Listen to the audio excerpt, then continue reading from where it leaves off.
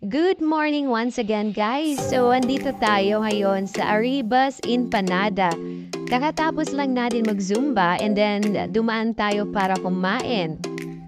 Tayo ay nag-zumba para pumayat pero parang hindi tayo papayat dahil sa sobrang sarap ng kanilang pagkain dito.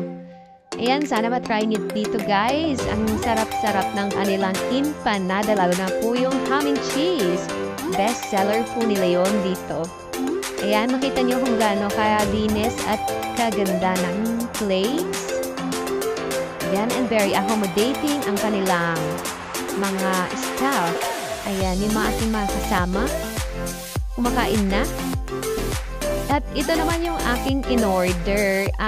Lumi. Dahil mahilig tayo sa sabaw, kaya lumi po ang ating kinuha. Ayan. Sobrang laki ng bowl. Hindi ko naubos yan. At may kasama pa tayong coffee, brewed coffee. Sobrang pait, pero kailangan.